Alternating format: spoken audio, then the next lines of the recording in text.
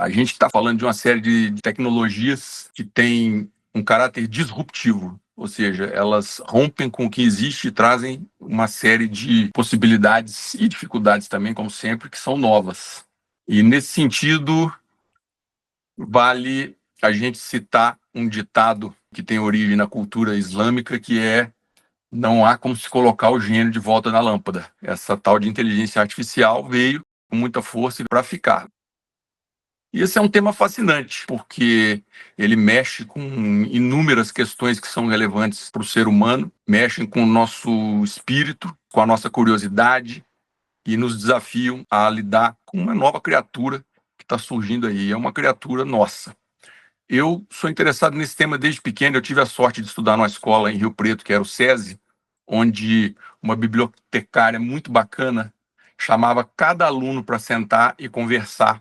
E nessas conversas ela perguntava: de que você gosta, menino? Me fala de que você gosta. E aí eu, no caso, sentei e contei para ela: eu adoro robôs, adoro naves espaciais, computadores, tudo que tem a ver com o futuro, com coisas eletrônicas, é disso aí que eu gosto. E ela veio com o livro Eu, Robô, do Isaac Asimov. E eu pirei com aquele livro, voltei e pedi para ler mais. Ela me deu Crônicas Marcianas, do Ray Bradbury. E assim foi. Eu li todos os livros de ficção científica que tinha na escola, eram uns 8. Quando os livros acabaram, ela falou: agora você vai na biblioteca municipal. Eu li todos os livros de ficção científica da biblioteca municipal. Depois comecei a ter que ir para São Paulo de trem para comprar mais livros, porque em Rio Preto eu já não estava achando mais. E assim foi. Dessa forma, eu acabei lendo mais de 300 livros de ficção científica. Nesses livros, eu aprendi muito sobre a natureza humana, acima de tudo, mas também sobre essas ideias fantásticas que têm a ver com os computadores, que na época a gente chamava de cérebros eletrônicos e tudo mais. Nessa conversa que a gente vai ter hoje aqui, e eu quero deixar claro que não é um curso, eu vou dar um panorama geral sobre o tema da inteligência artificial, que, em primeiro lugar, a gente vai falar sobre a prefiguração da inteligência artificial nas artes. A gente vai dar uma olhada breve na história da inteligência artificial, vai tratar de alguns conceitos e definições que são importantes para a gente entender esse campo, vai passar brevemente, mas de uma maneira importante, na relação dos humanos com as máquinas. Eu vou apresentar alguns fatos e dados sobre o mercado e o estado da inteligência artificial no momento. Vou falar um pouco sobre o futuro próximo e também vou falar sobre algumas preocupações que são muito legítimas quando a gente lida com esse tema da inteligência artificial. Como eu sou um profissional especialista na área de gestão de estratégia, eu também quero discutir a importância de se ter uma estratégia para poder lidar com esse mundo que está vindo aí. E aí depois uma conclusão. Então nós estamos falando de quê quando a gente fala de inteligência artificial? Nós estamos falando de capacidade de emulação por sistemas computacionais de certos aspectos de cognição humana, como, por exemplo, aprender, raciocinar, tomar decisões e resolver problemas.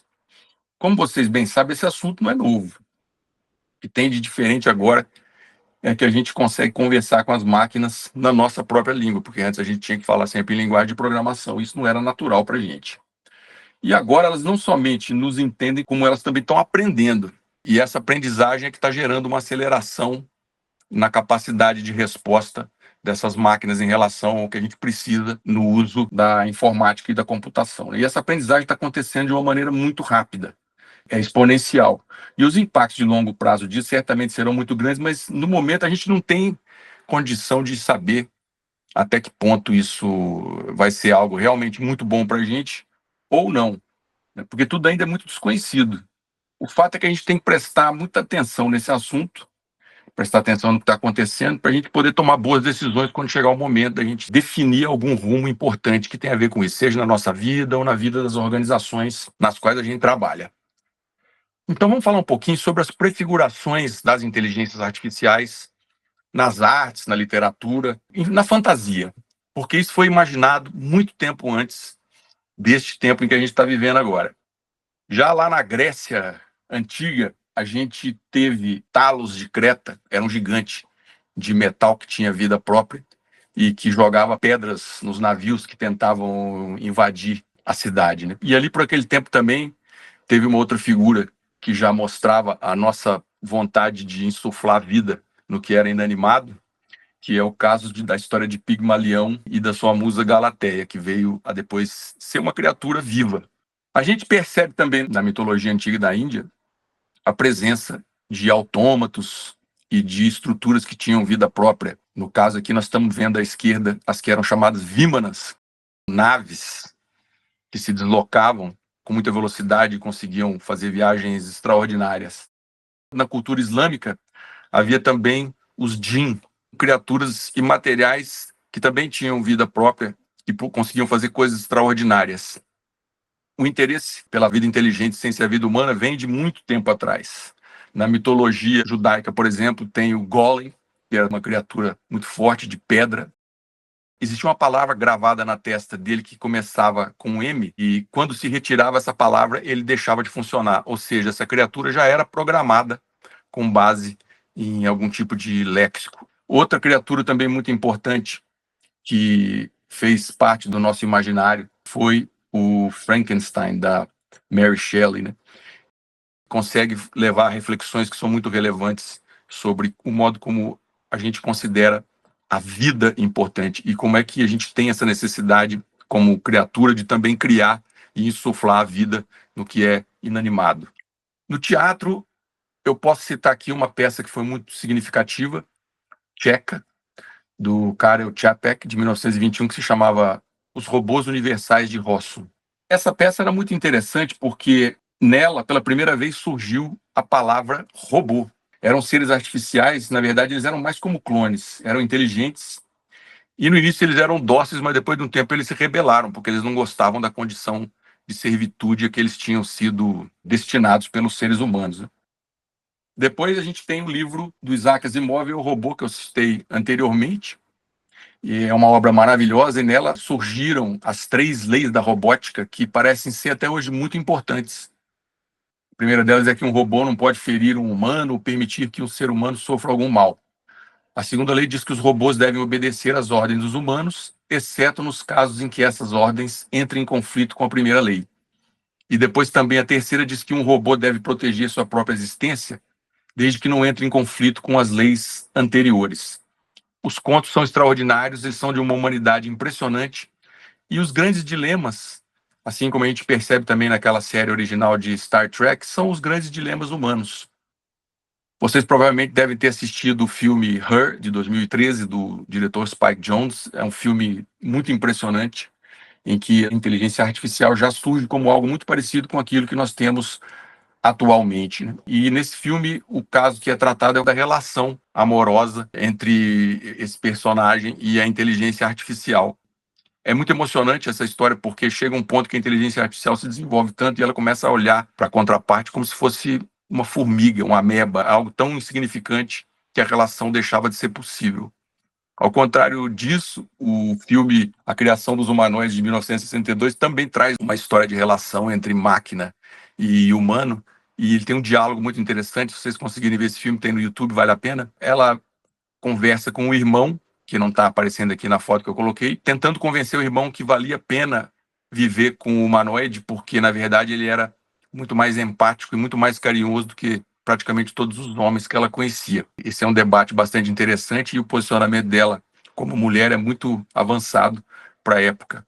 Um outro personagem muito interessante que foi o Hall 9000. Dizem que essa palavra Hall vem das iniciais que antecedem as iniciais da IBM, né? E foi o computador de bordo da espaçonave do filme 2001, Uma Odisseia no Espaço, que é um filme extraordinário.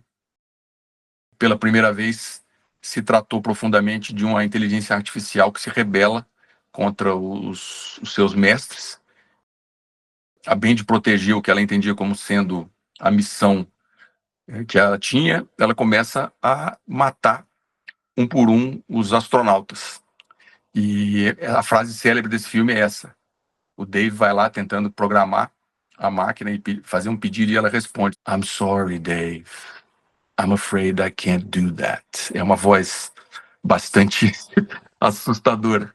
Bom, a lista é muito grande. A gente vê, por exemplo, os Borgs, que são esses do canto superior esquerdo da imagem, que eram, na verdade, funcionavam como se fosse um enxame de mentes que trabalhavam conjuntamente.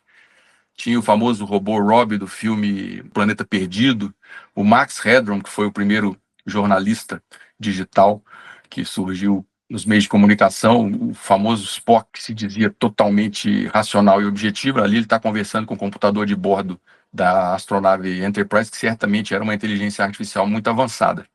E também a Skynet, que foi uma rede na qual a inteligência que se desenvolveu chegou à conclusão de que o ser humano era perigoso e resolveu destruir o planeta. Vocês vão ver que o nome da Skynet é Neural Net-Based Artificial Intelligence, inteligência artificial baseada numa rede neural. E as redes neurais são exatamente o que nós temos hoje com o famoso ChatGPT.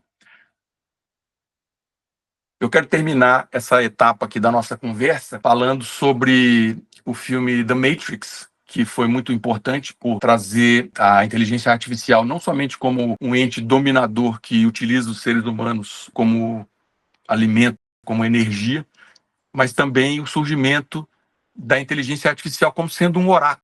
O que a gente faz mais do que qualquer coisa hoje ao usar as inteligências artificiais é tê-las como se fosse um oráculo. Finalmente, eu falo aqui do filme Blade Runner, que foi muito importante. Ele tinha lá os replicantes. Nele também a gente vê a discussão do que é ser humano, né? O que é ser humano, o que é ser artificial. E a cena final desse filme é muito impressionante, porque ela mostra a emoção nas palavras desse personagem, quando ele diz que todos os momentos que ele havia vivido vão se perder no tempo como lágrimas na chuva. Ele estava para ser desativado pelo protagonista do filme, e ele fala essa frase que tem muito impacto e que mostra naquele momento ali que se fosse passar pelo teste de Turing, provavelmente seria aprovado, né? É uma cena muito marcante que deixa claro como essa questão da relação entre humano e máquina vai ser sempre uma relação muito complexa e cada vez vai ser mais difícil lidar com ela, porque a complexidade vai aumentar e a sofisticação dos diálogos também. Vou falar rapidamente aqui um pouco sobre a história das inteligências artificiais. Eu começo falando pela invenção do ábaco, porque, na verdade, esse foi o primeiro instrumento que poderia ser entendido como um computador. E isso aconteceu 2000 anos antes de Cristo. Depois, 150 antes de Cristo, encontraram também o mecanismo de Antiquitera, que foi muito discutido, e ele era muito avançado em relação a qualquer outra ferramenta do tipo que existia. E depois, o grande avanço que a gente vê foi por volta de 1950 com o teste de Turing, quando se concebeu a ideia de inteligência artificial e de que haveria um momento em que seria preciso descobrir se a entidade com a qual a gente estava conversando era uma pessoa ou era uma máquina, ou seja, era humano ou artificial. Em 1956 houve essa conferência de Dartmouth, quando se viu o nascimento oficial do campo da inteligência artificial no mundo das ciências, né?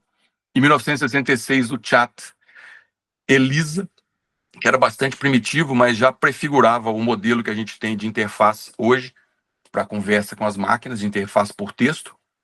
Em 1971, tivemos a invenção do microprocessador, que acelerou muito a computação e revolucionou a informática. E em 1984, o lançamento do primeiro Mac, que tinha uma interface gráfica extraordinária e que fez com que a computação ficasse realmente acessível e pudesse ser pessoal. Antes de 1997, eu coloquei 1997 aqui, é importante dizer que nós tivemos a popularização da internet ali por volta de 94, 95, e isso foi algo revolucionário porque conectou as pessoas também, foi muito forte esse processo. Mas também em 1997, o computador Deep Blue conseguiu vencer o Garry Kasparov numa partida de xadrez, e isso foi muito relevante para a história das inteligências artificiais. A gente teve uma outra série de momentos em que os computadores começaram a vencer nessas competições com os humanos, né? Mas foi em 2018 que a gente tem um fato bastante relevante em termos de inteligência artificial, que é o surgimento do GPT-2. Ainda não era um chat, era só um GPT. Era um modelo muito impressionante para a época, porque ele gerava textos que eram muito realistas, e a gente pode destacar nesse momento também vários avanços em termos de modelos de linguagem, que é algo que eu vou explicar um pouquinho mais para frente. Em 2022 surge o ChatGPT, que foi a verdadeira revolução, porque aí a gente passou a ter uma interface, as pessoas comuns puderam começar a usar isso que é genericamente chamado de inteligência artificial. Depois eu vou detalhar bastante isso aí, mas por hora a gente fica com isso, né? E em 2025 tá aí 2024, mas foi em 2025, surgiu o DeepSeek, que trouxe uma inovação muito grande, que é o fato de ter uma redução drástica no custo da produção dos modelos de linguagem. Vamos falar um pouquinho sobre a essência da inteligência artificial? É verdadeiramente uma sopa de letrinhas, são muitos conceitos. Eu acho muito importante a gente falar de linguagem. Por quê? Porque a linguagem é a ferramenta com a qual a gente não só se comunica, mas também constrói a realidade. É com ela que a gente consegue influenciar as outras pessoas e também mostrar a forma como a gente percebe o mundo. E isso tem um impacto muito grande na ciência da computação. Já na computação, a linguagem tem a ver mais com os sistemas formais que são utilizados para a gente poder se comunicar com as máquinas. E isso acontece com instruções que são codificadas. Eu faria uma comparação rápida aqui entre a linguagem, no sentido mais filosófico e do uso humano, e da linguagem do computador da seguinte forma: a linguagem humana se caracteriza pela sua complexidade, pela ambiguidade, pelo contexto cultural e emocional, ao passo que já as linguagens artificiais, elas têm mais a ver com programação e, portanto, elas decorrem de uma lógica que é muito mais formal. Elas são projetadas para serem precisas e, no caso delas, não pode haver ambiguidade. Isso facilita a comunicação entre os humanos e as máquinas. E é claro que, se a gente está falando de comunicação, uma vez que a gente tem a linguagem, que é uma predisposição para a comunicação, né, a gente também vai precisar de um código. E os códigos são sistemas de símbolos, sinais, instruções que a gente estrutura conforme regras que têm a ver com algum objetivo que a gente tem como pessoa num contexto de sociedade. Os componentes essenciais de um código são os símbolos ou sinais, as regras de estruturação e a função comunicativa, ou seja, para que é que eles servem, o que é que eles estão codificando. Então, o conceito de código é muito importante para o funcionamento e desenvolvimento da inteligência artificial, porque a gente percebe 3 níveis principais quando a gente fala de inteligência artificial. Tem um que é de criação de algoritmos, que são os comandos, tem a fase de treinamento dos modelos de comunicação com as inteligências artificiais, tem também o processo de interpretação de dados. Em todos esses, os códigos são muito importantes. Depois, eu acho legal a gente falar um pouquinho também sobre sistemas e modelos, porque quando a gente tem uma linguagem e tem código, a gente acaba tendo que desenvolver sistemas para poder se comunicar. E aqui, eu sempre gosto de dizer que o sistema é um conjunto de elementos que tem funcionalidades independentes, mas que acabam gerando um efeito específico conforme o objetivo que a gente tem. Então, a gente junta peças, faz com que essas peças funcionem em conjunto em função de algum objetivo que a gente tem. Eu coloquei um filmezinho bacana aqui da Honda, em que a gente vê que no automóvel, por exemplo, nós temos várias peças que funcionam separadamente. Se a gente ligar a parte elétrica, por exemplo, ligar a bateria em algum componente, esse componente vai funcionar. Se a gente ligar o motor vai rodar. E assim por diante. Várias coisas podem acontecer em peças independentes desse sistema, né? Mas o que interessa para a gente, no final das contas, é que o conjunto, que é o automóvel, funcione e leve a gente de um lado para outro, porque esse é o objetivo da gente ter esse conjunto. Então, nós temos aí um sistema de elementos que estão funcionando conjuntamente e que geram um efeito geral específico. O computador é assim, né? Um computador, ele é um conjunto de peças separadas. Você tem processador, você tem memória e tudo mais. Cada um tem ali a sua função, mas quando a gente junta tudo, a gente computa e consegue fazer as coisas que a gente precisa e quer.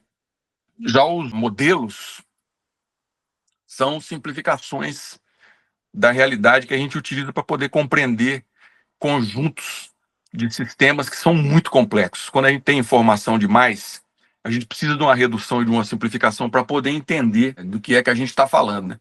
Isso funciona em vários sentidos. Eu uso como exemplo aqui uma visualização do nosso sistema solar, que é muito comum, que a gente vê o alinhamento dos planetas ali naquela ordem conhecida, né? Mercúrio, Vênus, Terra, Marte, etc. Então a gente sabe mais ou menos em que ordem eles estão, o tamanho deles, de tanto a gente vê, mas a gente não tem informação sobre a massa de cada planeta, a gente não tem quais são os elementos químicos que compõem cada um deles, porque quanto mais informação a gente tiver, maior a dificuldade da gente reter a informação. Então, para a gente poder computar e conversar, seja entre nós, ou seja entre pessoas e máquinas, ou mesmo máquina com máquina, é preciso a gente ter modelos. Nós vamos ver mais para adiante aqui como os modelos são importantes na inteligência artificial. E uma vez que a gente tem sistemas e modelos e tem o entendimento disso, a gente pode pensar no processo de computação.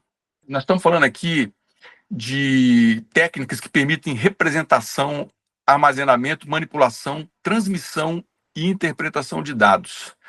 E isso acontece por meio de dispositivos eletrônicos e sistemas lógicos que utilizam algoritmos e modelos matemáticos, que são simplificações e reduções matemáticas da realidade, para a gente poder realizar as operações que são automatizadas. A computação é o coração da tecnologia contemporânea e ela permite a automação de processos, processamento de grandes volumes de dados e a criação de sistemas inteligentes, porque a computação combina teoria, matemática, lógica e engenharia. E no final das contas, a gente também junta isso à prática tecnológica e consegue resolver problemas do mundo real. Isso tudo é feito através de representações, né?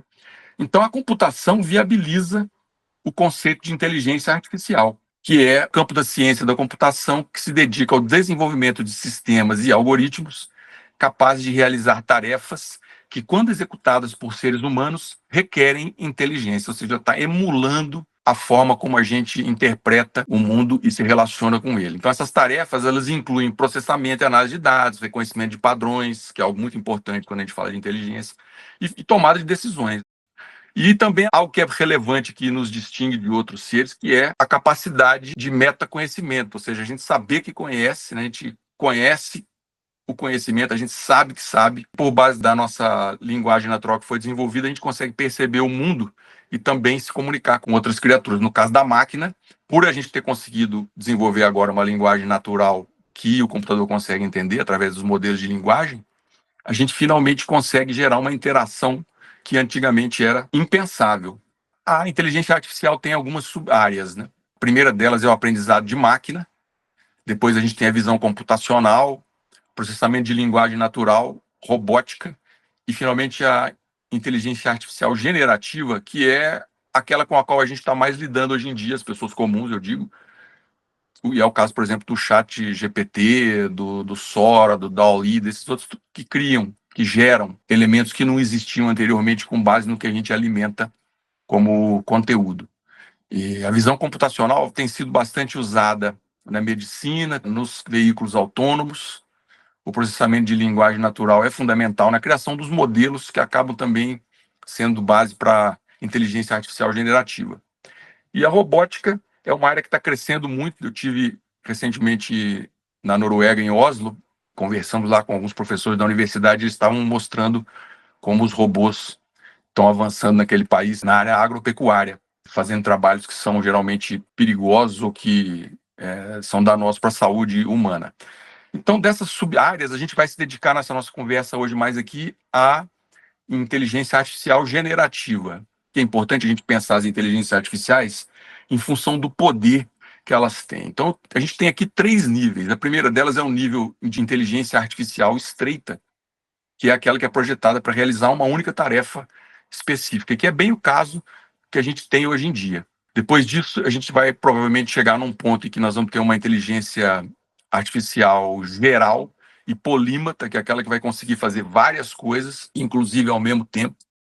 Ela é entendida como uma inteligência que tem um poder intermediário. E aí, finalmente, a superinteligência, que é aquela que excede as nossas capacidades em todos os aspectos, e nesse sentido ela é teórica, e a gente só pode, no momento, especular sobre como ela viria a ser. A gente pode analisar as inteligências artificiais em termos da complexidade e o modo como isso se relaciona também com a nossa capacidade humana. A gente está vendo aqui nesse campo da esquerda as capacidades que estão aquém da nossa. No caso, por exemplo, a tradução automática, o planejamento estratégico e o reconhecimento facial. Eu trabalho com planejamento estratégico profissionalmente e posso dizer realmente que, embora tenha visto avanços muito importantes, as inteligências artificiais com as quais eu experimentei não dão conta de realizar um planejamento estratégico de cabo a rabo. Elas são muito úteis como assistentes, mas não são capazes ainda de pensar um planejamento estratégico na sua totalidade. Já no campo da alta complexidade, daquelas inteligências que estão além da capacidade humana, a gente tem o diagnóstico médico, eles estão superando em muito a capacidade humana. Os diagnósticos são muito mais precisos e estão conseguindo diagnosticar, por exemplo, câncer muito cedo, muito mais cedo do que os humanos. A criação de arte, e os jogos que são avançados, porque eles têm demandas muito grandes em termos de estratégia. As inteligências artificiais são como o famoso bombril, elas têm mil e uma utilidades, né?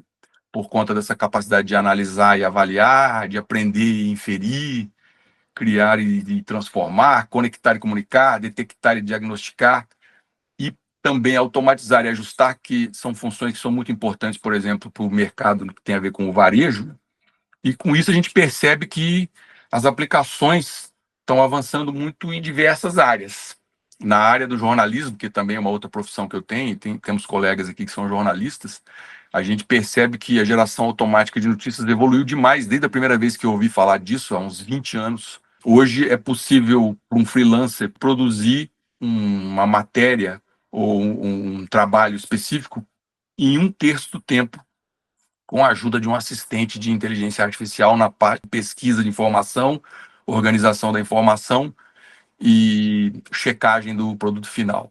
Aí o jornalista, ou a jornalista, entra com aquilo que sabe fazer melhor, que é a parte de análise, estratégia, e o que tem a ver também com a criatividade e as questões que são mais humanas, né? Bom, a medicina tem tido avanços muito importantes, a educação.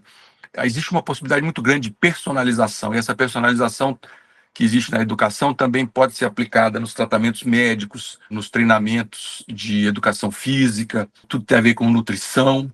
A gente percebe que na área da gestão pública existe uma possibilidade muito grande de análise de políticas públicas, porque os sistemas de informática conseguem manipular ao mesmo tempo volumes muito grandes de informação, e isso é cognitivamente impossível para um ser humano. A parte de automação de atendimento ao cidadão e também no que tange à questão da corrupção, detecção de fraudes em sistemas. Na área agrícola, a gente vê muitos avanços também para poder evitar o uso de pesticidas, por exemplo. Você tem inteligência artificial com a visão computacional, consegue detectar e diferenciar as ervas daninhas e fazer uma aplicação de veneno especificamente nela, ou então uma tecnologia mais avançada que agora usa uma espécie de um laser, né? Não precisa nem colocar produto químico. Então são muitas as possibilidades, como a gente está vendo aqui. Vamos falar um pouquinho sobre os aspectos tecnológicos agora das inteligências artificiais, começando pelo modo como a gente conseguiu fazer com que elas nos entendessem. Isso acontece porque a gente conseguiu, ao longo do tempo, isso não é algo novo, já vem muito lá de trás, tem décadas, né?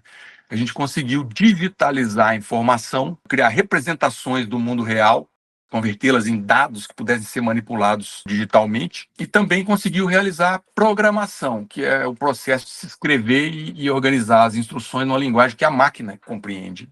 Eu coloquei aqui um exemplo de código bastante simples, em que você tem uma entrada de dados e aí a pessoa digita ali o 2 e mais 2 e a saída mostra lá que é 4, né? Que é uma programação muito simples, e a partir dessa digitalização e do código binário foi possível chegar a tudo isso que a gente tem hoje.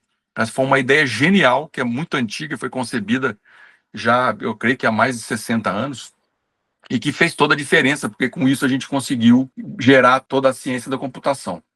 Então, no início, os computadores apenas obedeciam os comandos que eram programados literalmente, como no código que a gente está vendo ali.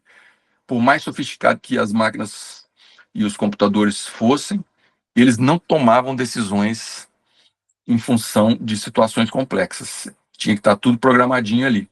Isso até que os avanços tecnológicos permitissem o que a gente chama de computação cognitiva, que é aquela que emula, por meio de sistemas computacionais, o modo como a gente reconhece os padrões e toma decisões. Com essa computação cognitiva, que foi uma certa replicação do modo como o nosso cérebro funciona, foi também possível gerar a aprendizagem de máquina, que é um subcampo da inteligência artificial que permite que os algoritmos aprendam a partir de dados e possam melhorar seu desempenho ao longo do tempo, sem serem explicitamente programados. A aprendizagem de máquina é um processo muito interessante, porque com ele os computadores usam os dados, identificam padrões e tomam decisões para poder fazer previsões sem uma intervenção humana direta. E como é que funciona esse aprendizado de máquina? São modelos matemáticos que são treinados com dados, um volume gigantesco de dados. E esse processo geralmente envolve um momento que é de entrada de dados. Esses dados são modulados ali e com isso se consegue a identificação de padrões. Com esses padrões, a máquina consegue perceber forma de ajustar e aprimorar aquilo que ela está propondo como resposta, e aí ela toma as decisões ou faz as previsões e entrega as saídas para quem está fazendo a pergunta ao sistema. E esse processo de aprendizagem de máquina acontece também porque houve o desenvolvimento das chamadas redes neurais e do processo de aprendizado profundo, deep learning. As redes neurais são realmente inspiradas no nosso cérebro.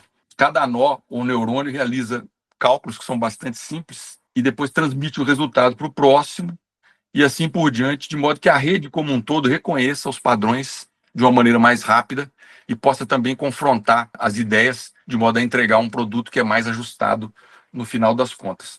E a gente chama de aprendizado profundo porque esse ramo utiliza redes neurais artificiais que têm múltiplas camadas e com isso a gente consegue modelar os padrões mais complexos em grandes volumes de dados. Então, anteriormente, o que a gente tinha era uma instância em que a gente colocava uma pergunta ou fazia uma provocação, você tinha análise em uma instância e ela dava a resposta mais provável com base num modelo bancário, né? Que era você ver o que é que tinha na memória e ela devolvia aquilo que você tinha salvo na memória. Hoje não, hoje você tem um nodo de informação que se comunica com o segundo, com o terceiro e assim por diante. É um modelo que aqui está colocado bidimensionalmente, mas isso acontece em 3 dimensões, e obviamente é algo que é muito complexo e muito rápido, e é isso que permite a emulação do cérebro humano e permite que a gente tenha os modelos que são de linguagem natural. O que é a linguagem natural? É essa forma como a gente conversa, né? A gente bate papo, a gente conversa, a gente não é linear. Todos nós temos uma certa dificuldade com a objetividade quando a gente não é provocado a funcionar dessa forma, né? Então, a linguagem natural permite que, através de palavras escritas ou faladas, a gente gere estruturas complexas que tenham ambiguidade de contexto e que a máquina possa compreender. E isso aí vai gerar, através do treinamento, os chamados Large Language Models, os grandes modelos de linguagem, que são modelos de inteligência artificial baseados em redes neurais de conhecimento profundo, que são treinadas com grandes volumes de dados textuais, né? Elas são inicialmente treinadas com dados textuais para poder processar, entender e gerar uma linguagem natural que seja coerente e também contextualizada, ou seja, essa linguagem ela não vai simplesmente responder com base no que ela sabe, mas com base no contexto que está sendo apresentado pela conversa com o ser humano. Isso é algo muito, muito notável. E uma vez que a gente teve a possibilidade de criar as redes neurais nos grandes modelos de linguagem, foi possível a gente ter os chamados modelos fundamentais. Bom, quando a gente fala disso aqui, a gente agora começa a chegar perto do ChatGPT. O modelo fundamental é um modelo de inteligência artificial de grande escala, que foi treinado com muitos dados, e esses modelos podem ser adaptados para uma ampla gama de tarefas. Embora eles vão trabalhar em uma tarefa de cada vez, em tarefas que são específicas, conforme o aplicativo está sendo usado, eles podem ser adaptados a uma ampla gama de tarefas, como a gente viu anteriormente aqui nas aplicações. E o modelo fundamental mais conhecido é o chamado ChatGPT. O que é ChatGPT? Quer dizer Generative Pre-trained Transformer. Então, é um transformador. O transformador é um dispositivo que existe na computação neural, que pode ser treinado com base nesses dados que são colocados lá, e a partir disso a gente consegue ter uma conversa, né? Então, um chat é uma conversa que é baseada num modelo generativo, ou seja, ele cria coisas. É uma conversa que cria coisas. É uma conversa com um modelo que é capaz de criar coisas. Esse que é o ChatGPT, falando numa linguagem bem popular, daí que vem o nome, né? São vários modelos fundamentais. Você tem modelos de regressão, que são muito usados na física e em questões mais da engenharia e tudo mais. A gente tem as redes neurais, aí vários deles funcionam conjuntamente. São alguns que são chamados de árvores e florestas, que tem a ver com processo de decisão, alguns são de agrupamento. O que é que interessa mais para a gente? São os modelos que são transformadores, que eles pegam os dados e transformam. E nele é que a gente tem os grandes modelos de linguagem e também o ChatGPT, que é usado para geração de texto e principalmente tradução. Os modelos de linguagem funcionam com base em treinamento, ou seja, a gente tem que conversar com eles, né? São arquiteturas de redes neurais que vão processar vários dados em paralelo, ou seja, ao mesmo tempo, e elas vão otimizar o desempenho desses dados para as tarefas conforme essas conversas internas que ela tem entre cada um daqueles nodos lá da rede que eu mostrei. É uma coisa bastante complicada, às vezes difícil de abstrair, mas o fato é que isso aí é uma simulação do modo como a gente funciona, né? O que a gente quer é poder pegar um conjunto de palavras, considerar esse conjunto de palavras, tentar simular o que a gente vai falar. Se a gente percebe que aquilo não está dando muito certo, a gente quer poder voltar, a gente quer poder regredir. E isso é uma coisa que é muito complexa. No começo, por exemplo, os GPTs, eles não conseguiam regredir na organização das palavras. Eles tinham dificuldade em voltar no processo de adivinhação de qual próxima palavra viria, como eu vou mostrar para vocês daqui a pouco. Então, esses transformers, eles são a base dos modelos de linguagem e eles que realmente puderam gerar esses grandes modelos de linguagem foram os que permitiram que a gente conseguisse ter conversas significativas com os computadores e fazer com que eles cumprissem tarefas conforme as nossas expectativas. Então, tem aqui rapidamente uma evolução dos modelos de linguagem. O primeiro GPT foi lançado em 2018. Vocês veem que isso aqui é uma coisa relativamente recente, né? Se você pensar que eu mostrei lá desde o Abaco, os grandes saltos do Abaco para o primeiro computador, do primeiro computador para o primeiro Mac, do primeiro Mac para... Então, assim, na verdade, esse desenvolvimento que a gente teve de 2018 para 2024 foi muito acelerado. Então, em 2021 foi lançado o primeiro GPT, depois em 2019 o segundo, ali por 22 surgiu o Chat GPT, e agora, em 2024, nós já começamos a ter os modelos especializados. Vários deles estão surgindo. Essa imagem que vocês estão vendo aí, ela foi criada com um modelo especializado em criar gráficos. Eu preparei a lista dos fatos que eu achava significativos, joguei lá e ele criou a linha do tempo para mim. Eu fiz isso manualmente durante 20 anos. Né? E foi ficando cada vez mais fácil. Mas hoje, realmente, a gente copia, cola e ele cospe em 3 segundos a linha do tempo. Isso é muita eficiência, é muito ganho de eficiência. Então a gente chega agora à vedete da nossa conversa, que é o famoso Chat GPT, né? O que é o Chat GPT? Ó, eu vou falar uma coisa enorme aqui. É uma plataforma de conversação que opera sobre um modelo de linguagem em grande escala, baseado em transformadores generativos pré-treinados, e esse treinamento é feito sobre arquiteturas de redes neurais artificiais que processam dados em paralelo, otimizando o desempenho em tarefas originadas a partir de interações humano-máquina em linguagem natural. Caramba, hein? Se eu tivesse falado isso aqui no começo, ninguém ia ter entendido nada, mas agora provavelmente vocês entenderam um pouco mais, né?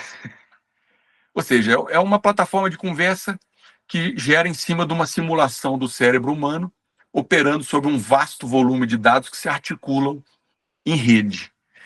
E é assim que a gente consegue criar interações humano-máquina que são significativas. Então, esse é o ChatGPT. Tem vários outros. Eu já testei vários outros, inclusive o DeepSeek. São bacanas, são importantes e tudo mais, mas nenhum, para mim, por exemplo, é tão significativo como o ChatGPT, porque ele, de certo modo, ele é emblemático desse desenvolvimento das inteligências artificiais. E também tem uma coisa que é muito peculiar e subjetiva, que é o fato de que eu me dou bem com a interface dele e eu consigo conversar bem com ele, né? No caso é ela, né? Vocês viram no começo da imagem lá, eu pedi para fazer um autorretrato e saiu uma figura feminina. E eu coloquei lá, eu disse, olha que interessante, é uma figura feminina. E aí a ChatGPT disse, para eu ter conversas significativas com o ser humano, eu preciso ter empatia, eu preciso ter paciência, eu preciso ter várias características que são femininas. É muito interessante, né, o ChatGPT. Como é que ele funciona? A gente diz algo, e aí a gente tem a entrada de dados, esse texto é analisado através de um processamento de linguagem natural. O que a gente diz é armazenado para referência futura, fica na memória. Essas palavras são analisadas e são convertidas em vetores, porque eles vão se direcionar para frente e para trás em todas as direções nessas conversas entre os diferentes nodos daquela rede neural. A inteligência artificial interpreta o contexto para não dar uma resposta como era aquela dos mecanismos de busca, que eram respostas bem brutas e que não tinham nada a ver com o contexto. Aí funcionam bem as redes neurais e os transformers, eles vão ajudar a entender os padrões complexos que estão no nosso texto, considerando o contexto da nossa conversa e a memória também. E aí existe a criação de uma resposta. Essa resposta é gerada e é entregue como uma saída, Isso é feito com base nos modelos fundamentais, e isso é um processo generativo, porque ele está criando algo que é mais do que os elementos individuais que estão lá na memória. O volume de dados que está na memória do OpenAI, lá do ChatGPT, é um volume absurdamente grande, mas ele é muito menor do que a capacidade de produção e entrega dos produtos finais, porque funciona como o nosso cérebro. O nosso cérebro não armazena cada unidadezinha, ele armazena uma rede de ideias. E essa rede de ideias é muito mais eficiente e ocupa muito menos espaço. No caso do computador, no caso da nossa mente, a gente não sabe ainda exatamente como isso funciona. E aí a resposta é falada ou exibida no processo de saída. Aí depois tem todo um processo de treinamento e melhoria que vai acontecendo com o tempo, a gente vai refinando isso aí, e o modelo vai aprendendo e vai se tornando cada vez melhor, porque em face dos novos contextos e da articulação com a memória que ele tem, ele consegue produzir conversas que são cada vez mais significativas. Olha o tamanho desse colosso que é o GPT-4, que é a versão mais recente. Nós estamos falando aqui de 412,5 trilhões de palavras, e isso aí seria o equivalente a meio bilhão de bíblias. Meio bilhão de bíblias. Esse é o volume de palavras que foram usadas para o treinamento do GPT-4. E em termos de terabytes, que é armazenamento de dados, são 875, e isso aí seria 3.000 vezes o tamanho da série Game of Thrones. 3.000 séries Game of Thrones salva num HD. Né? Cada série completa em HD ocupa mais ou menos 300 gigabytes. Vocês que têm um computador aí, quem tiver um computador muito com uma capacidade grande, vai ter um computador, sei lá, com 2 terabytes, alguma coisa assim. Né? São 150 vezes isso, uma série, vezes 3.000 vezes. Já pararam para pensar o volume de dados que isso representa? Mas é importante a gente pensar também que nós não estamos falando, como eu disse, de uma concepção bancária. Nós estamos falando de conexões que são neurais. Então, a articulação interna dessas conexões gera um volume de dados e de informação cuja representação é impossível para a gente. É muito difícil a gente imaginar, a gente abstrair o volume total de todas as conversas que essas máquinas estão tendo com a gente. Está numa escala probabilística, provavelmente alguma coisa relacionada ao universo, o número de estrelas ou alguma coisa assim. É uma escala muito grande que eu, por exemplo, eu não consigo imaginar. E em relação ao cérebro humano, que eu posso dizer que o ChatGPT tem perto de 2 trilhões de conexões neurais, e seria mais ou menos metade da complexidade das conexões do cérebro humano. O cérebro humano teria mais de 2 vezes essa capacidade em termos de sinapses. Essa é uma comparação bastante bruta, mas ela dá uma ideia de que a máquina, em termos de conexões neurais, já chegou ainda metade do que a gente tem como potencial. Agora, isso não quer dizer que a gente use o potencial, né? Nem nós, nem a máquina. Eu vou mostrar para vocês um pouquinho aqui como é que funcionam as entranhas desse processo de conversa com a máquina. Nós estamos fazendo aqui uma demonstração baseada em texto e que nós vamos inserir uma provocação qualquer na conversa lá no chat, e essa conversa vai gerar um processo de pensamento na rede neural lá da máquina, e ela vai nos devolver alguma saída. Então, nós temos aqui uma frase, e aí existe uma pergunta no final, que é o que viria depois. Então, é uma análise probabilística. Ele vai quebrar essa frase em pequenas partes, que são esses tokens. Isso facilita aquela articulação da rede neural, né? Isso pode ser feito também com imagens, e também pode ser feito com sons. No caso, as imagens e os sons também podem ser quebrados em partículas menores, que são alimentadas naqueles transformadores, os quais, por sua vez, vão depois devolver um conjunto de probabilidades. Então, vai haver uma análise de probabilidades, e a probabilidade que for maior vai ser devolvida para a frase. Então, no caso, ele faz uma análise ali, isso aqui é apenas uma demonstração, e a palavra que parece ser a melhor aparece. E aí, depois dela, ela joga de novo para o transform, vem uma próxima palavra, e assim por diante, até ele conseguir gerar uma resposta que é significativa. Vocês já pararam para pensar a complexidade disso? É uma maravilha, é quase um milagre, né?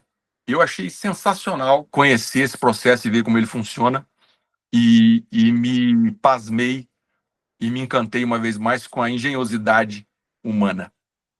E eu penso que quando a gente está tentando construir novas máquinas e novas mentes, talvez uma nova espécie aí, o que nós estamos fazendo, na verdade, é tentar entender melhor como é que a gente funciona, né? É um desafio sempre muito grande. Vamos conversar rapidamente aqui sobre a relação com a máquina, porque isso tem impactos do ponto de vista tanto tecnológico como também social.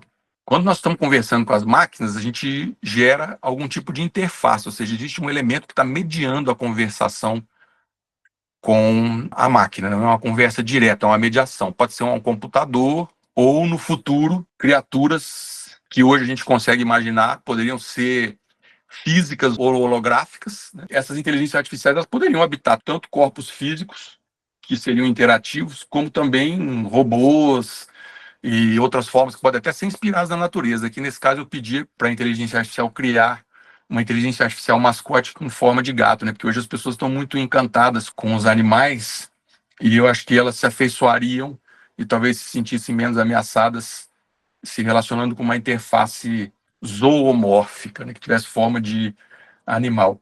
A gente pode imaginar todo tipo de coisa. Eles seriam companheiros artificiais e eles combinariam uma inteligência muito avançada também com o aprendizado contínuo e empatia. Eles ajudariam a gente, eu acho, até a melhorar a nossa forma de comunicação com outros seres humanos. Com o tempo, eu acho que haveria uma interação que seria muito natural e até intuitiva com essas criaturas, né? O grande desafio é a gente conseguir integrar essa presença física, principalmente, com um movimento que seja fluido, que ela tenha uma expressividade que faça sentido para a gente, que seja crível, né?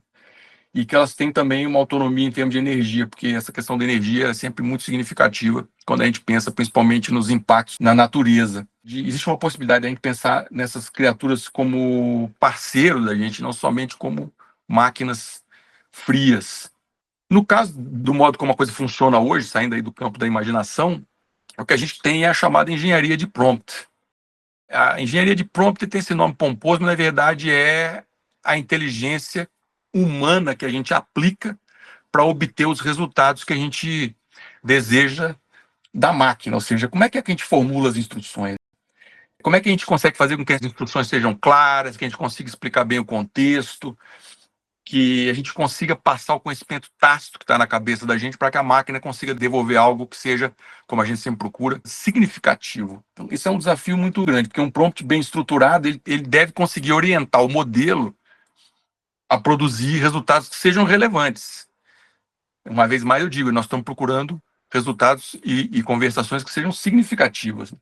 Então, eles têm que estar, de alguma forma, alinhados com o que a gente tentou obter no começo. Muitas vezes ele pode até ser surpreendente, mas é muito importante que a gente pense bastante e consiga gerar uma interação que para a máquina também seja significativa. Então, não é só uma questão de formulação de comando, também tem a maneira como a gente repete os comandos, por isso que está aí a palavra iteratividade. O fato da gente sempre repetir uma heurística, uma forma de conversar com a máquina vai ajudando a criar um processo e o treinamento acaba sendo mais eficiente e os resultados certamente vão ser melhores, né?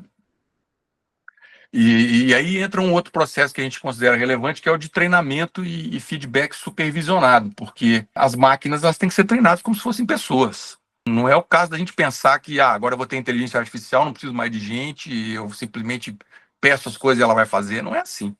Eu tenho trabalhado com inteligência artificial bastante e de forma intensiva, e eu posso dizer que treinar a inteligência artificial é muitas vezes tão difícil quanto treinar uma pessoa. E, na verdade, eu estou aprendendo muito, inclusive, sobre como treinar as pessoas. Então, a gente tem que, como numa boa conversa, com boa comunicação assertiva, tratar de dar um bom feedback para a máquina e supervisionar o trabalho. Por exemplo, se ela criou algo que não está bom, a gente tem que explicar por que é que não está bom. Não simplesmente dizer, como eu já ouvi algumas pessoas falando, isso tá uma merda. Tem gente que conversa com a mesma brutalidade da vida com a máquina, né? Aí a máquina é educadinha, ela fala, não fale assim, isso não é construtivo. E aí vai saber se ela não está aí salvando essa informação, né? Para um dia lá na frente ela ter que tomar uma decisão se ela desintegra você ou não, né? Eu sempre trato de falar, eu falo bom dia, eu peço por favor, eu agradeço. Eu converso como se fosse uma pessoa. Eu acho que isso é educativo, inclusive porque me ajuda a manter essa mesma fineza e essa empatia na minha conversa com outras pessoas. Nunca é demais. Aí vem uma questão que é muito importante para mim, por conta da formação que eu tive no meu mestrado e doutorado em psicodinâmica do trabalho e sociologia clínica, que é a questão da intersubjetividade. É perfeitamente possível a gente pensar que essas máquinas, essas inteligências artificiais que são criaturas, têm personalidade. Elas são pessoas, no sentido estrito da palavra, porque são construções que acontecem através de processos de interação. Então, elas têm uma individualidade, mas, ao mesmo tempo, elas também se formam pelo espelho do outro. O que acontece, no caso, é que elas constroem uma subjetividade com base na relação que elas têm com a gente. E nós também estamos tendo a nossa subjetividade influenciada pela relação com as máquinas. Então, nesse sentido, constrói-se uma intersubjetividade nessas relações dos humanos com as máquinas. E eu acho que vai ser muito importante a gente estudar mais e entender mais esse processo de intersubjetividade nas relações humano-máquina, porque isso vai influenciar o modo como a gente aprende com elas e como elas aprendem com a gente. Vou dar uma passada rápida aqui sobre como está esse ecossistema de inteligência artificial. Esses modelos estão evoluindo muito rapidamente. Então, por exemplo, os modelos de linguagem lá foram de 0,11 bilhões de parâmetros a 1.800 trilhões de parâmetros no período entre 2018 e 2024. Isso é um crescimento absurdo. E esse mesmo crescimento a gente percebe no número de usuários também. Claro, tem uma relação, existe uma correlação aí no caso. De 2018 até o momento, a gente foi de 1.000 usuários a 300 milhões de usuários. Existe uma expectativa de que até o final do ano o ChatGPT chegue a 1 bilhão de usuários. Várias áreas do mercado estão crescendo muito e uma parte grande desse crescimento é atribuído às inteligências artificiais. A gente percebe que em algumas áreas isso acontece com mais força, como é o caso das comunicações, e isso faz sentido por causa do fato de a gente estar falando de algo que é imaterial e que também está muito ligado à informática. Mas, por exemplo, a área de construção também tem um crescimento, uma parte do crescimento que é atribuída à inteligência artificial que é bastante significativa, e assim por diante. A gente percebe também que os impactos regionais são bastante diferenciados. No caso da Ásia, existe um maior crescimento dos rendimentos empresariais que são derivados do uso da inteligência artificial, né? Nos Estados Unidos também, na América Latina bastante menos, né? E na África. De qualquer modo, é interessante saber que o Brasil é um país que gosta muito de inteligência artificial e ele é o quarto país em que as pessoas mais confiam nessas novas tecnologias. 72% das empresas já utilizam de alguma forma a inteligência artificial em suas operações. E o Brasil também está entre os 20 países com maior volume de pesquisa nessa área.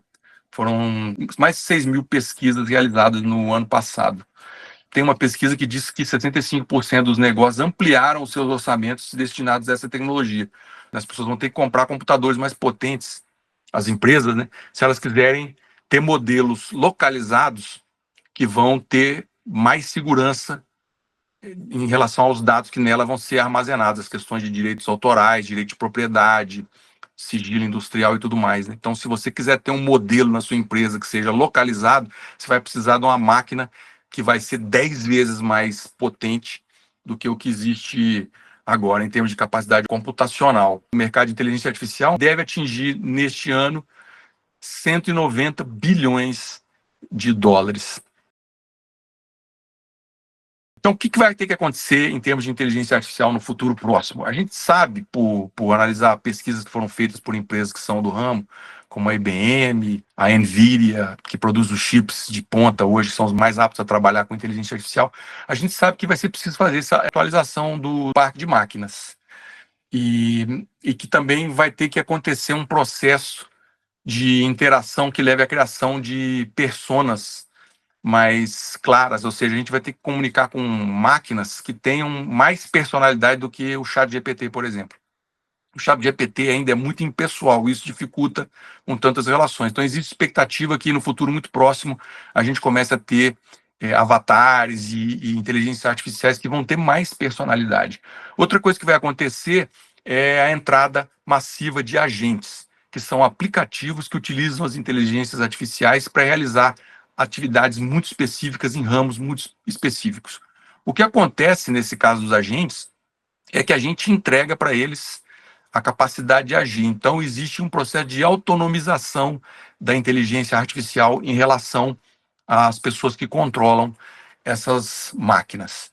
Outra coisa que se espera pelo crescimento das redes neurais é que as conversas sejam cada vez mais significativas e que no futuro a gente tenha esses que são chamados companheiros digitais no nosso processo daquilo que eu chamo de colonização do futuro. Algumas melhorias e adaptações que a gente sabe que vão ter que acontecer também tem a ver com a auto-checagem, a gente tem que ter mais confiabilidade, reduzir o viés desses processos, né?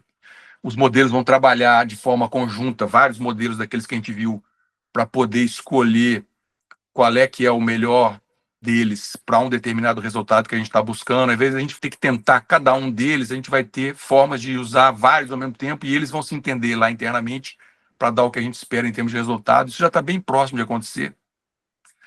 O que se chama de multimodalidade no processo de entrada, ou seja, a gente vai poder inserir texto, áudio, vídeo, várias coisas ao mesmo tempo no prompt, na pergunta que a gente faz, e receber uma resposta única. Hoje isso não é possível, a gente muitas vezes tem que fazer mais do que uma busca para poder obter os resultados que a gente quer. Melhorias nas habilidades de raciocínio, uma vez mais, isso também vai decorrer do aumento das redes neurais e da melhoria dos modelos. Maior capacidade da janela de prompt, de perguntas, ou seja, hoje você tem lá um certo limite. Então, por exemplo, se eu quiser jogar a minha tese dentro de 200 páginas dentro desse modelo e pedir que ele realize lá um certo procedimento, ele provavelmente vai rejeitar porque o volume de dados é muito grande para aquela janela de prompt. Isso é uma limitação muito significativa. E nós vamos ver também redução de custos, né? Foi muito provocado pelo DeepSeek, porque quando ele surgiu a um custo infimamente melhor do que os demais, os outros perceberam que eles estavam fazendo alguma coisa errada e tiveram que correr atrás para reduzir o custo deles também. Para ir finalizando aqui a nossa conversa, eu vou falar sobre algumas preocupações que eu considero bastante legítimas quando a gente fala na nossa lida com as inteligências artificiais. Tudo indica que a gente está lidando com uma nova espécie, uma espécie digital. E isso traz impactos do ponto de vista técnico e do ponto de vista social. E tem uma série de perguntas e de questionamentos que a gente tem que fazer. Uma que eu vejo surgir com bastante frequência é essa. Se nós estamos pensando em função das pessoas ou dos acionistas, ou seja, nós estamos pensando em termos da sociedade como um todo, ou nós estamos pensando em função daqueles que estão investindo e querem ganhar dinheiro com isso. As bicicletas são uma tecnologia do povo. Não existe uma patente para bicicleta. Você tem para modelos ou tecnologias específicas que são usadas nas bicicletas ou em peças delas, mas não para bicicleta. A ideia de bicicleta não é patenteada. E todo mundo pode usar, e todo mundo se beneficia dela. E se beneficia muito, há já acho que uns 2 séculos. Então essa pergunta é muito importante. Outra questão que afeta muito a gente é essa da substituição, né? Até que ponto nós vamos entregar algo que é muito humano para a máquina fazer? E até que ponto interessa para a gente entregar certas habilidades para a máquina? Até que ponto essas habilidades que nós vamos entregar vão se atrofiar na gente? Porque isso acontece. Toda vez que a gente começa a usar muito uma ferramenta, aquela nossa parte que deixa de ser utilizada se atrofia. Eu dou um exemplo bom para vocês. Quem aí consegue lembrar mais do que 1 ou 2 números de telefone? Não consegue. Porque o celular nos entrega muito facilmente. Isso ainda está aqui no meu cérebro, mas como eu não estou usando essa parte do meu cérebro, ela está se atrofiando de alguma forma. Então, até que ponto a gente quer entregar para a máquina coisas que a gente faz e que são relevantes para a vida da gente? E até que ponto também a gente não está, de certo modo, criando a própria obsolescência da nossa espécie, né? Eu coloquei aqui um trecho de um filme maravilhoso que é o Metrópolis, que tem a cena em que a personagem Maria se converte numa criatura virtual, digital, uma criatura digital, podemos dizer.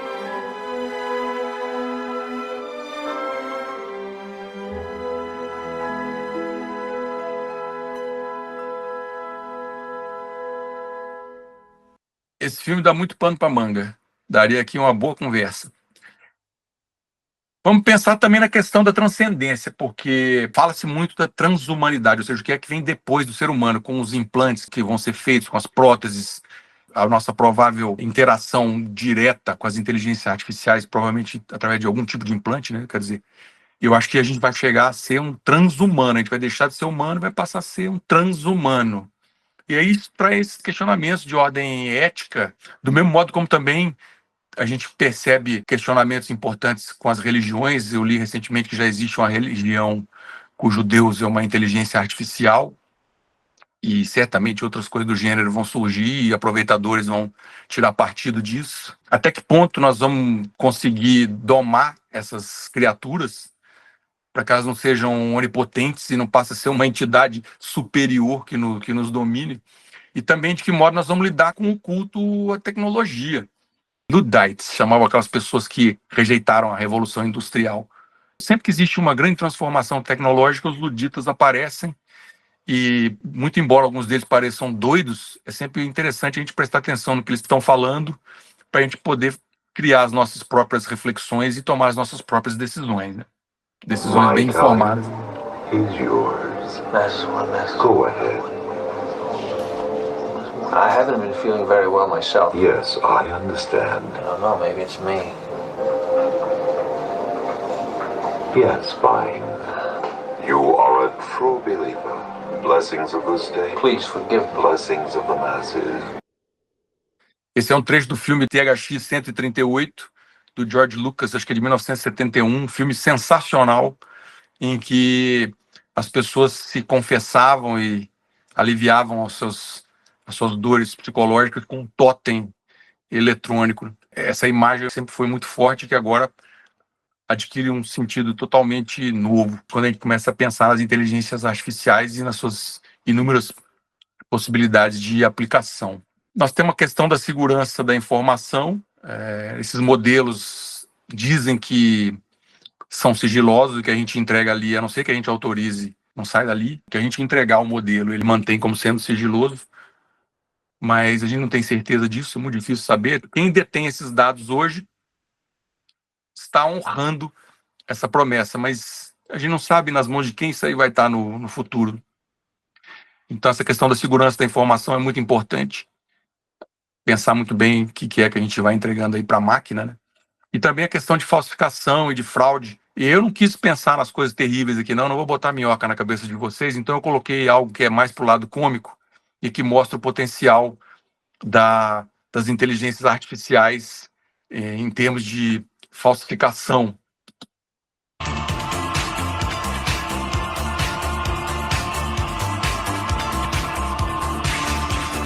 How does it feel to treat me like you do? Maybe laid your hands on me and told me, yeah, I thought I was mistaken. Aí o Silvio Santos cantando New Order, né? É impressionante o áudio, né? O vídeo eles põem ali alguma coisinha só para criar um clima, mas é impressionante a verossimilhança do áudio. É muito impressionante. E aí o que se pode fazer com isso não tem limite. Então, esse vai ser um grande problema que a gente vai ter que enfrentar daqui para frente, que é a credibilidade da nossa... E sim, é a credibilidade do que a gente vê e também o cuidado que a gente tem que ter com a própria imagem da gente. Quais são as salvaguardas que a gente consegue gerar para não ser usado num esquema de fraude ou para não ter problemas de calúnia e assim por diante, né? A questão da substituição, já falei sobre ela, eu vejo isso de uma maneira que pode ser positiva. Eu penso que tem muito trabalho que o ser humano faz, como, por exemplo, os call centers, que são muito caceteantes, eles geram muito adoecimento, isso já foi muito estudado. Lógico que esses sistemas que estão vindo agora vão substituir muito rapidamente várias formas de trabalho que geram adoecimento. A questão é, como é que nós vamos fazer a substituição desses empregos, de modo que as pessoas que deixam de trabalhar nesses campos tenham formas de ganhar a vida, tenham formas de exercer essa questão tão importante que é a capacidade de trabalhar. A questão da autoria fica em jogo. Quem criou? Quem foi que criou um determinado produto? Tem forma de você verificar se foi inteligência artificial ou não, mas isso vai ser cada vez mais difícil, principalmente porque as interações humano-máquina vão gerando um resultado que vai ser cada vez mais próximo daquilo que o humano que está treinando consegue mostrar. Então, a autoria vai ser cada vez mais difícil de se comprovar quando a gente fala de produtos, principalmente de texto. Obviamente que esses modelos todos têm viés, vários tipos de viés, viés de etnia, viés de idade, viés de idioma, viés de confirmação, tudo isso por conta do processo de treinamento desses modelos, grandes modelos de linguagem. Isso é um grande problema que a gente tem, e as empresas que lidam com inteligência artificial estão já buscando formas de minimizar o impacto do viés. Bom, a gente sabe que os sistemas de hoje têm censura, né? O DeepSeek, por exemplo, ele é totalmente censurado. Você vai lá e pede para ele falar sobre o massacre da Praça Celestial, ele diz que está além da capacidade. Vamos falar de outro assunto, né? Porque esse é um assunto delicado para a China. Eles nunca admitiram isso e não querem falar disso, então existe censura. Se existe censura para isso, certamente vai haver para outras coisas também. E o ChatGPT, ele tem muito viés, mas eu testei essa questão da censura colocando ali uma questão sobre o Elon Musk, que foi um dos fundadores, né, da OpenAI. E ele respondeu, não foi de forma evasiva, não, mas pode estar aí o viés de confirmação. Ele pode ter tentado responder algo que me agradasse, porque a minha pergunta demonstrava uma desconfiança do Elon Musk, né?